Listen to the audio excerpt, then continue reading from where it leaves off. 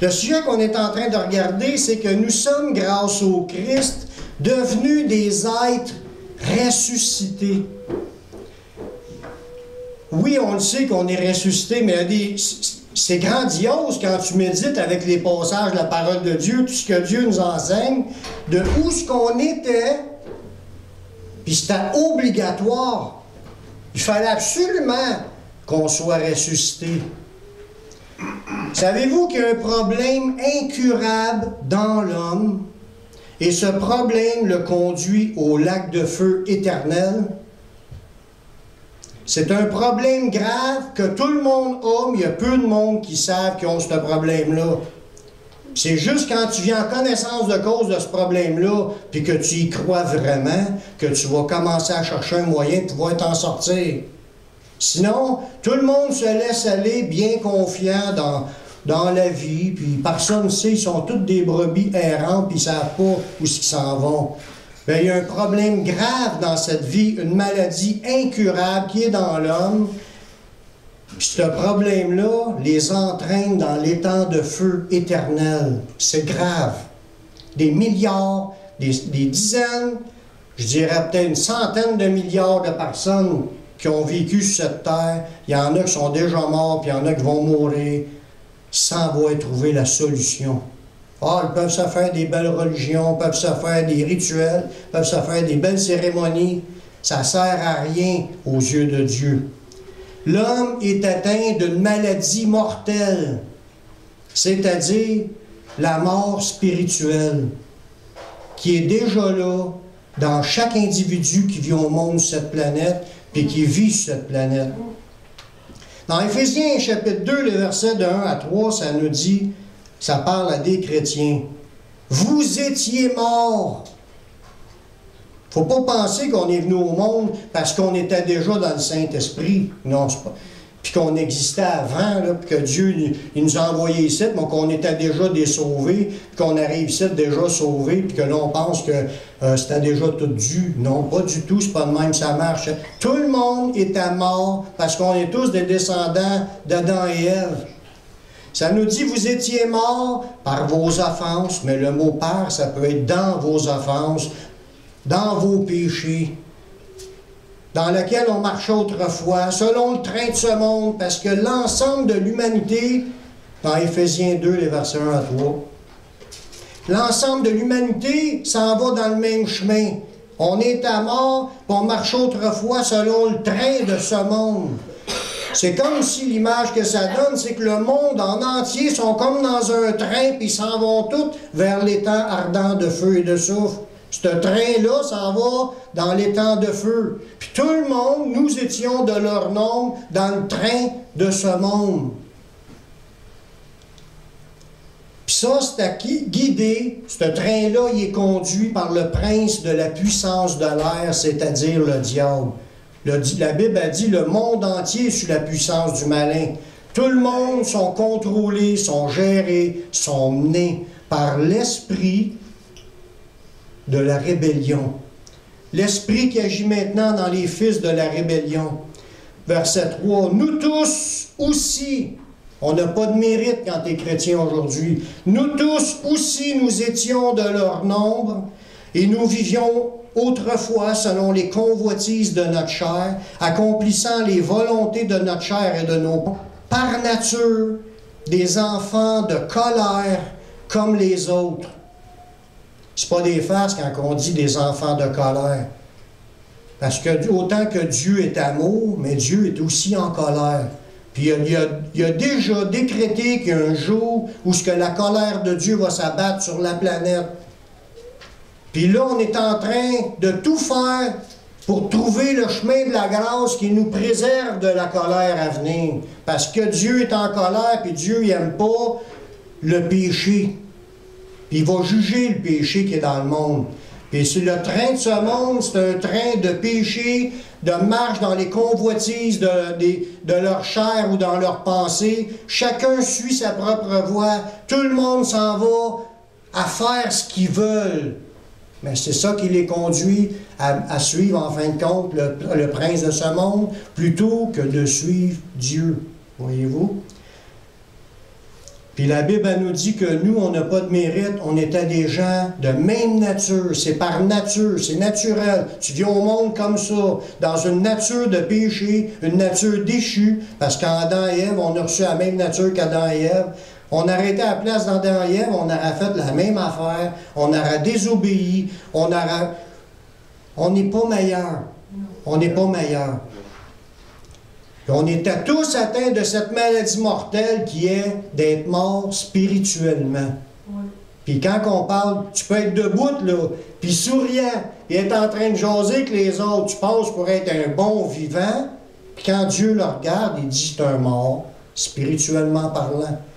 Il y a une dimension spirituelle qu'il ne faut pas oublier, puis c'est la plus importante à tenir compte. Tu serais mieux être en vie spirituellement et en santé spirituellement que de l'être physiquement. Pourtant, tout le monde met l'accent sur la santé physique. Mais ce n'est pas la santé physique qui est la priorité, c'est ta santé spirituelle. Premièrement, es-tu vivant? C'est ça la question. Parce que si tu es mort spirituellement, être mort spirituellement, ça veut dire être séparé de Dieu, déconnecté, loin de Dieu. Puis la Bible, elle dit, c'est quoi qui nous éloigne de Dieu? Ce sont vos crimes qui mettent une séparation entre Dieu et vous. Puis ça dit, on est à mort dans nos offenses et dans nos péchés.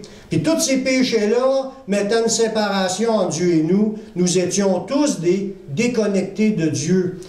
Il nous appelle des morts spirituels ou des morts vivants. Morts spirituellement, mais vivants, les deux pieds vivants.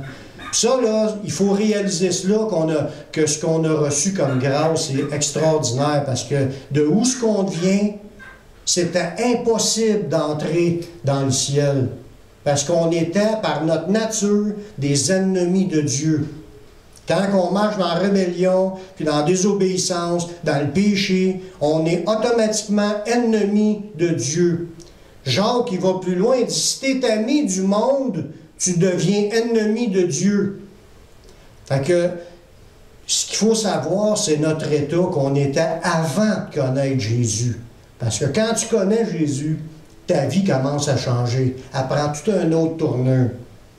La Bible parle du sort final de tous ceux qui sont morts spirituellement. Même si c'est un bon diable. Tu sais, on dit à une personne, c'est un bon diable. Mais en réalité, là, il n'y a pas de bon diable. On est tous des diables ou on est des enfants de Dieu.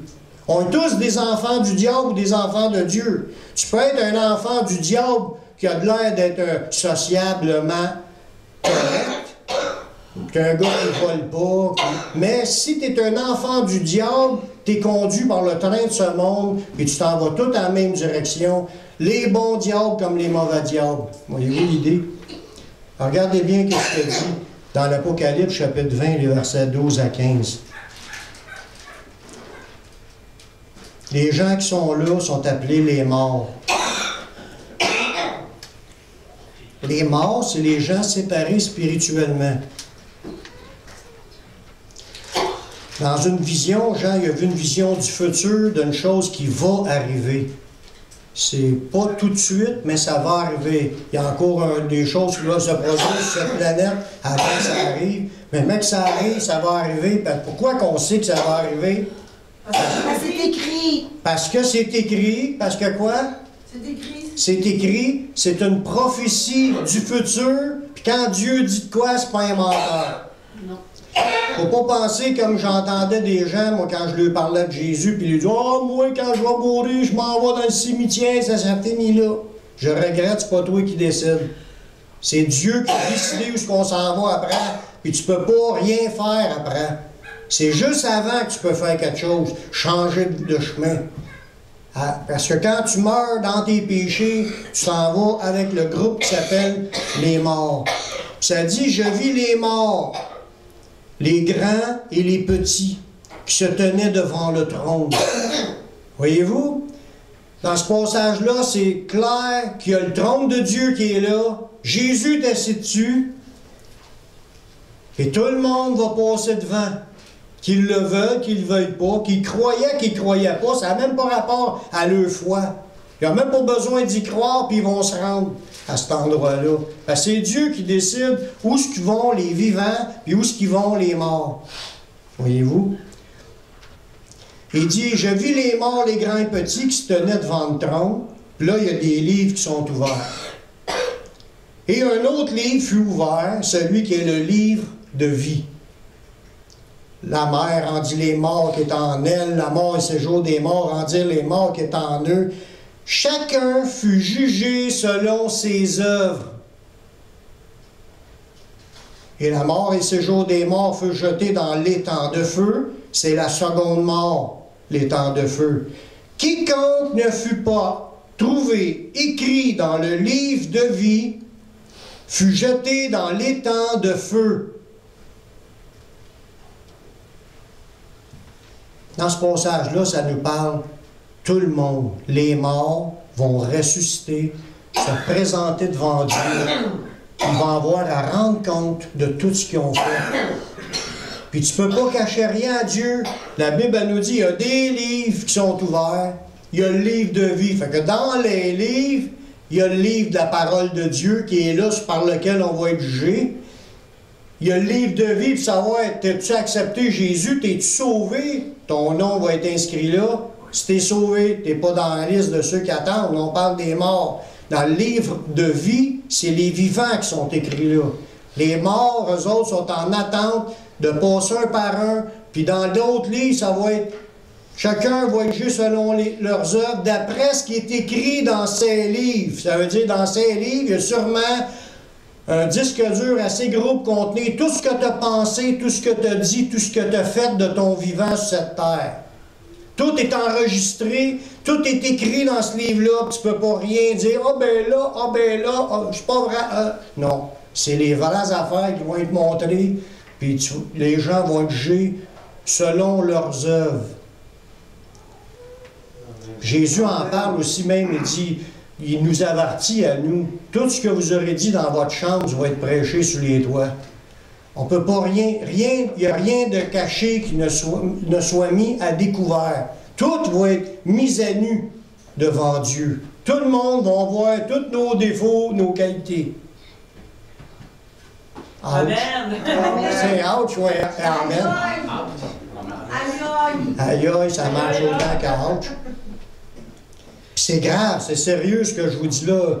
Là, je vous le dis, là, mais allez consulter les 8 milliards de monde sur cette planète. Il n'y a même pas une personne sur, je dirais, 100 000 qui sait ce que je vous dis là.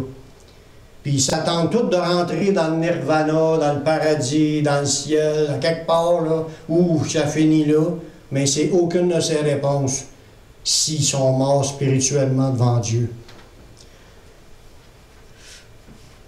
Pour que nous évitions cette conséquence terrible, parce que c'est une conséquence terrible, là, t'es mort, tu meurs dans cet état-là, dans tes péchés, tu t'en vas là directement, par toi-même, tu ne peux pas l'éviter.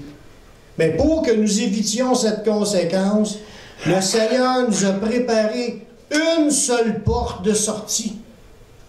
C'est Jésus. C'est lui qui a accompli le sacrifice ultime de donner sa vie.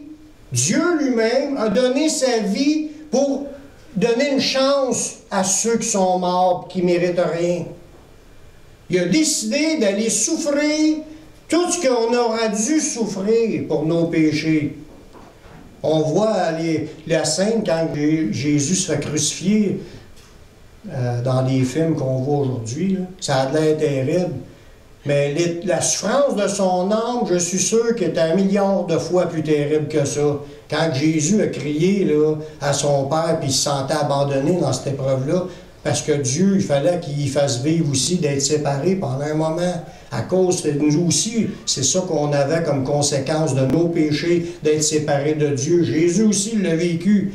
Puis il s'est senti abandonné de son Père, puis il s'est senti avec tout le poids des péchés, les souffrances physiques, les souffrances morales, parce que là, il y a tout le monde l'avait abandonné, ça dit dans la parole, puis les disciples, ils s'étaient tous sauvés, là, puis il y avait juste quelques personnes de sa famille autour, puis des soldats, puis du monde qui riait de lui, puis qui crachait sur lui, puis qui se moquait de lui, puis il l'avait cloué là. Dans Éphésiens chapitre 2, le verset 4 à 6. Mais Dieu qui est riche en miséricorde,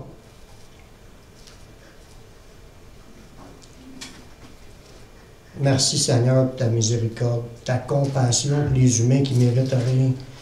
À cause du grand amour dont il nous a aimés, nous qui étions morts par nos offenses, il nous a rendus à la vie avec Christ.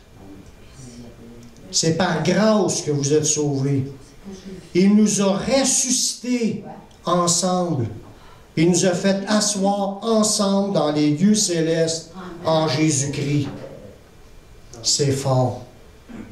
Le mobile de Dieu, c'est que malgré qu'on ne méritait rien, puis malgré que Dieu est en colère, Dieu a encore aussi une grosse partie de lui qui c'est l'amour.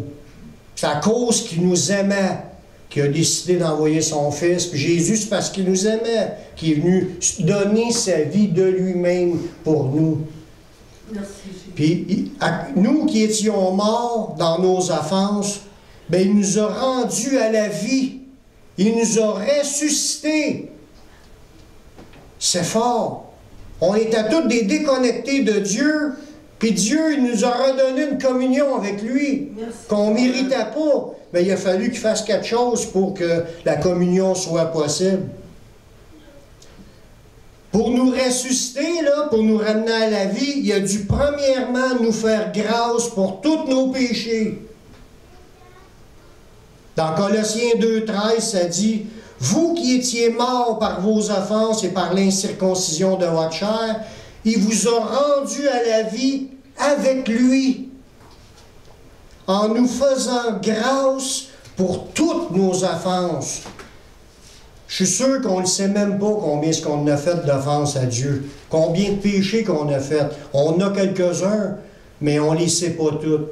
On l'a offensé, puis pas juste une fois. Beaucoup de fois, chaque journée, juste le fait de venir au monde puis d'ignorer Dieu toute notre journée, là, on est déjà des ingrats. On ne mérite rien. Là. On ne plaît pas à Dieu, ça ne plaît pas à Dieu. Il ne nous a pas créés pour qu'on vive indépendamment de lui. Il nous a créés pour qu'on vive en contact avec lui. Mais à cause du péché, à cause de notre ignorance, on ne le savait pas. On tournait en rond, pataugeait dans le péché. On était tout beurrés par nos péchés. Ça l'empêchait Dieu de nous donner cette communion-là qu'on était supposé d'avoir avec lui. Puis il a fallu qu'il nous fasse grâce de toutes nos offenses. Puis il dit, je te remets ta dette. Tes péchés sont tous pardonnés. Je te donne de recommencer à zéro. Je te donne cette grâce-là d'être gracié. C'est comme si on était des criminels qui ont été en prison, là, puis le juge décide de nous faire grâce. Il nous laisse sortir qu'un votant librement, tu es libre. Ta peine a été payée. Ouais, mais j'ai pas payé ma peine. Non, c'est pas toi qui l'as payé. C'est Jésus qui a payé ta peine. Amen. Amen. Merci Seigneur de son amour qui nous a accordé de remettre notre peine. Mais il a fallu que Jésus aussi fasse l'œuvre pour qu'on puisse le recevoir. Puis il a fallu qu'on le saisisse par la foi. Ensuite, à cause qu'il nous a pardonné de nos péchés puis qu'il a remis notre dette, il a fait beaucoup plus que ça. Ce qui est le plus extraordinaire, bien c'est pas plus, mais c'est autant extraordinaire. Il nous a insufflé son souffle de vie. Parce qu'on est à mort. T'as beau dire un mort, tes péchés sont pardonnés. Lui, le mort, il est mort, il s'en rend même pas compte. Mais il faut qu'il s'en rende compte, il faut qu'il devienne vivant. Puis pour devenir vivant, il faut qu'il souffle en toi le souffle de vie. Pareil comme Adam. Adam, quand il a été créé, il a ramassé la terre, il a fait le corps avec de la poussière de la terre, il a fait le corps, mais c'est un corps inerte. Puis ça dit dans Genèse 2,7, l'Éternel Dieu forma l'homme de la poussière de la terre. Il souffla dans ses narines un souffle de vie, et l'homme devint un être vivant. Hey, qu'est-ce qui arrive? Je fais là. Là, il est là. Mais avant ça, il ne s'en rendait pas compte qu'il était là. C'est comme nous. Quand on ne se rendait pas compte de ce qu'on vivait avant d'être chrétien. On vivait dans tout ce qu'on était devant nous, on profitait de tout, on péchait à tour de bras, on désobéissait à Dieu, on déplaisait à Dieu, on trouvait ça drôle en plus. On pouvait même se moquer de Dieu, puis de moquer des saints, des gens qui nous parlent de Jésus, se moquer de la parole de Dieu. On a peut-être été aussi pire que même peut-être comme Judas.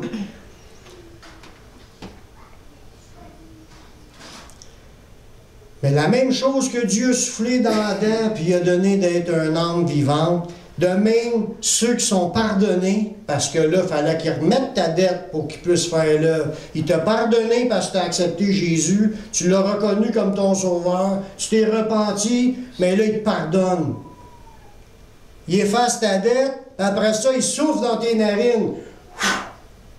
Le souffle du Saint-Esprit qui va faire de toi un être ressuscité. Parce que là, quand tu reçois Dieu en toi, la communion redevient un avec Dieu. Il rentre en toi. Avant, il n'était pas, tu étais déconnecté.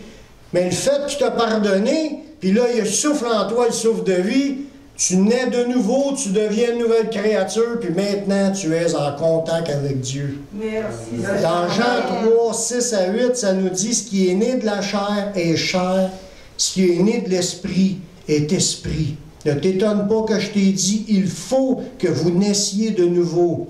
Et dit, le vent souffle où il veut, tu en entends le bruit, tu ne sais pas d'où il vient ni où il va. Il en est ainsi de tout homme qui est né de l'esprit. À partir du moment que Dieu souffle dans tes narines, son souffle de vie, tu nais de l'esprit. Tu es une nouvelle création, une nouvelle créature. Tu es ressuscité. Tu as retrouvé ta communion avec Dieu. Tu es maintenant un enfant de Dieu. Merci Seigneur. De mort que nous étions, nous sommes devenus des vivants. C'est super. Merci Seigneur. Merci Seigneur. Quels sont les avantages d'être né de l'Esprit ou d'être ressuscité? Il y en a plein. Tout commence là, à partir du moment que tu nais de nouveau.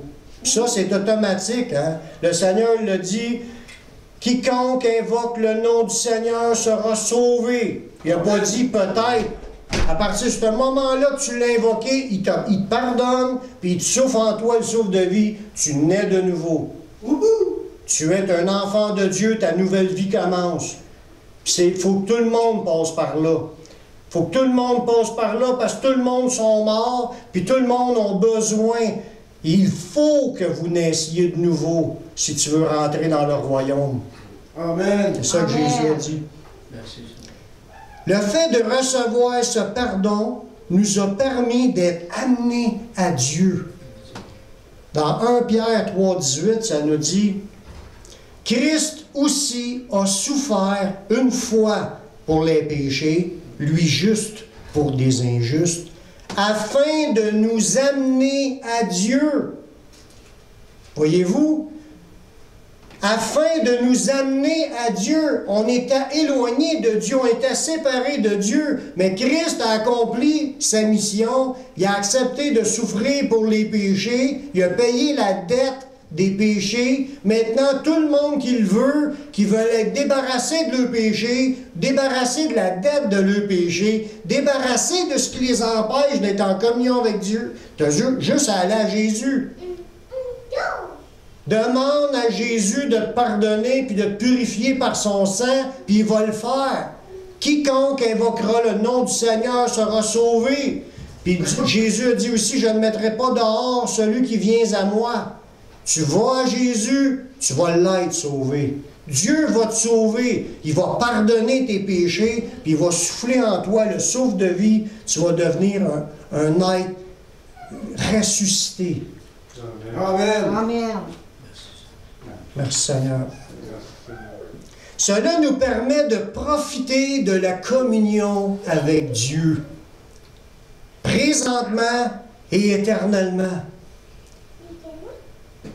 Dans 1 Jean 1,3, ça nous dit « Ce que nous avons vu et entendu, nous vous l'annonçons. À vous aussi, afin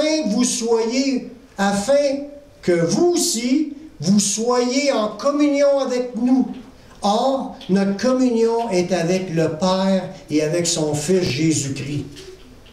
Il est en train de nous dire ce qu'ils ont vu, là, ce qu'ils ont entendu, il nous l'annonce à nous. 2000 ans plus tard, on l'entend, puis il nous dit, afin que vous soyez en communion avec nous.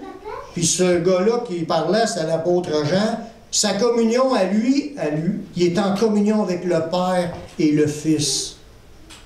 Quand tu es pardonné de tes péchés et que Dieu entre dans ta vie, il y a quelque chose de spécial qui se passe. Tu commences à profiter de la communion avec Dieu. Être en communion, c'est être en contact, faire qu'un avec le Père, le Fils, le Saint-Esprit, sont en toi. Puis tu vis la gloire de Dieu. Il y a un autre verset qui disait « Car tous ont péché et sont privés de la gloire de Dieu. » Mais là, c'est le contraire. À cause que tu étais à Jésus, tu viens de commencer à profiter de sa communion, de sa gloire, de toutes ses bénédictions, de ses interventions, de tout ce qu'il se propose de faire dans ta vie, un changement complet qu'il veut faire. Merci Seigneur. Merci Seigneur. Par la suite de notre contact là, qui nous donne la communion avec son esprit, là, parce qu'il a soufflé en nous son esprit, ça nous permet d'être puissamment fortifiés par son esprit. Il faut comprendre qu'on a besoin de ça. La nouvelle naissance, c'est le commencement du chemin. Là, après ça, tu as besoin d'être équipé, tu as besoin d'être fortifié, parce que tu as besoin de persévérer. Puis aussi, tu as besoin de ce que Dieu va faire en toi pour faire de toi un témoin. Tu ne vas pas marcher dans cette vie encore avec les mêmes forces, avec les seules forces que tu avais auparavant. Sinon, tu vas faire exactement ce que tu faisais auparavant. Si tu veux être changé, il faut que tu y ailles à Jésus, il te pardonne, puis là, il te donne son esprit. Puis cette communion-là, de ce qui va sortir de cette communion-là, tu vas recevoir la puissance du Saint-Esprit nécessaire pour pouvoir avancer dans ta vie chrétienne et de persévérer jusqu'à la fin. Ça nous dit dans Éphésiens 3,16 que Paul y priait pour ça, afin qu'il vous donne, selon la richesse de sa gloire, d'être puissamment fortifié par son esprit dans l'homme intérieur. On a besoin d'être, personnellement, chacun de nous, on a besoin d'être puissamment fortifié. On veut se contenter de quelques gouttes? Pas du tout. On veut tout ce qu'il y a. Puis Seigneur, il dit qu'il priait pour ça. Il faut prier ça. Seigneur, remplis-nous de ta puissance. Rends-nous efficaces. Conduis-nous, délivre-nous quand il y a des choses qui ne sont pas de Dieu dans notre vie. Transforme-nous. Rajoute les choses qui me manquent. Fait qu'on a besoin de sa puissance, sinon on va rester comme qu'on était. Mais sa puissance est dans son plan. Il veut nous transformer et nous amener à être comme Jésus. Amen. Amen. Merci Seigneur. On a besoin d'être puissamment fortifié, puis il ne faut pas se lasser de demander cela, d'être rempli et revêtu de la puissance du Saint-Esprit. C'est écrit dans la Bible. On le voit dans des exemples bibliques où ce que les disciples, ils commençaient à craindre même d'évangéliser, puis ils sont mis à prier, puis ça dit qu'ils furent tous remplis du Saint-Esprit, puis ils se mirent à prêcher la parole avec assurance. Puis dans d'autres moments, tu vois, Paul rempli du Saint-Esprit, puis là, il parle, puis il dit des choses, puis les affaires s'accomplissent comme c'était dit. Puis il y a d'autres places, c'est Pierre. En tout cas, même Jésus était rempli du Saint-Esprit pour faire ce qu'il avait à faire. On a besoin de la puissance du Saint-Esprit, puis il faut la demander à tous les jours. On a besoin de cette puissance-là si on veut se rendre jusqu'au bout. C'est ça que Jésus a dit à ses disciples. Veillez et priez afin d'avoir la force pour tout surmonter et de paraître debout devant le Fils de l'homme.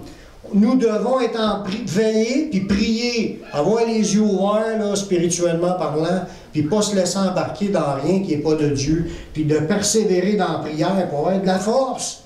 Parce qu'on a besoin de la force du Seigneur pour pouvoir passer. Puis je vais en parler un peu plus dans un autre message que Dieu nous demande d'être puissant.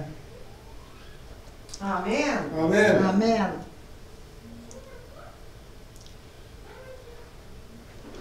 Les êtres ressuscités, les gens qui sont nés de Dieu, là, ils ont reçu le Saint-Esprit, puis ils sont guidés par le Saint-Esprit à offrir à Dieu un culte qui lui soit agréable. Le culte, là, c'est notre être tout entier qu'on donne au service du Seigneur. Dans Romains 12:1, ça dit « Je vous exhorte donc, frères, par les compassions de Dieu, à offrir vos corps comme un sacrifice vivant, saint, agréable à Dieu, ce qui sera de votre part un culte raisonnable. » Il ne faut pas se contenter juste d'un culte de louange. Oui, on peut offrir un sacrifice de louange. Oui, c'est agréable à Dieu. Mais il veut plus que juste les louanges de notre bouche. Il veut notre être tout entier. Il faut lui remettre notre vie. Il faut être prête quand tu acceptes Jésus à renoncer à toi-même, prendre ta croix et suivre Jésus. Amen. En réalité, tu t'offres sur l'autel, tu te couches sur l'autel, Seigneur, je me donne comme un sacrifice. Et lui, il va dire, c'est parfait, c'est ça que j'attendais. Là, il t'utilise, il te transforme. Là, partout ce que tu passes, la gloire de Dieu se manifeste. Sa puissance se manifeste, la parole de Dieu est annoncée, il va y avoir des gens sauvés, il y a des gens qui vont grandir spirituellement. Dieu va agir à travers de toi parce que tu t'es donné à lui. C'est un culte raisonnable.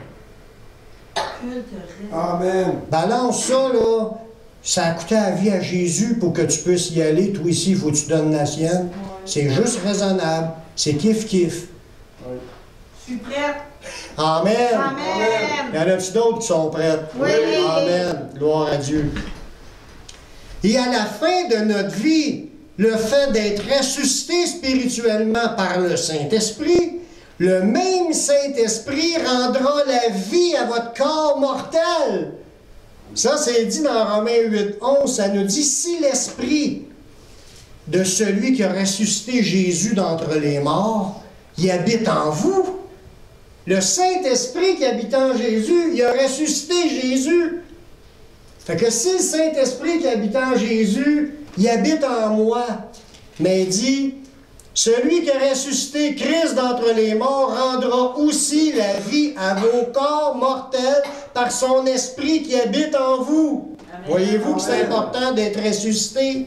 Tu veux être un vivant dans l'éternité, il faut que tu aies le Saint-Esprit encore après toi, en toi. Il faut que tu gardes ta communion avec le Saint-Esprit. Il ne faut pas que tu t'éloignes, puis tu te perdes. Il faut que tu restes dans la foi, puis tu marches pour rester en lui. Parce qu'il y a un verset qui dit, ils font profession de connaître Dieu, ils font profession d'aimer Dieu ou d'avoir la foi en Dieu, mais ils le renient par leurs œuvres. Mais tu ne peux pas marcher de même. Il faut que tu marches comme c'est écrit. Tu n'as pas le choix. Tu ne peux pas faire assemblant pour porter un masque de chrétien le dimanche, puis t'en retourner dans la semaine, puis vivre en païen, comme tu étais dans ta vie avant de commencer à connaître le Seigneur. Il faut que tu sois vrai. Puis pour être vrai, il y a une seule manière pour être vrai. Il faut que l'Esprit de Dieu demeure en toi. Puis il ne faut pas que tu le mettes dans ton portefeuille en arrière. Il faut que tu en sois rempli, revêtu tous les jours. Pour ça, il faut prier pour cela tous les jours, d'être rempli, revêtu. Tu ne peux pas y aller avec ta force pour vivre la vie chrétienne. Si tu arrêtes de prier, puis tu ne cherches pas la face de Dieu, puis tu marches avec ta force charnelle, tu vas retomber ce pas long dans ton pattern que tu avais avant. Il faut garder ce contact-là, puis si l'Esprit qui a ressuscité Jésus d'entre les morts habite en vous, mais ce même Esprit-là, il va rendre la vie. Déjà sur cette terre, tu vas marcher en vivant, tu vas faire des fruits d'un vivant. En plus, tu vas être vivant pour l'éternité parce qu'il va te ressusciter. Il va ressusciter ton corps. Amen. Il va te donner un corps éternel. Ça va être grandiose parce qu'on ne fera pas partie de la gang des morts qui tiennent devant le trône. Nous, on va être sur le bord de Dieu qui juge.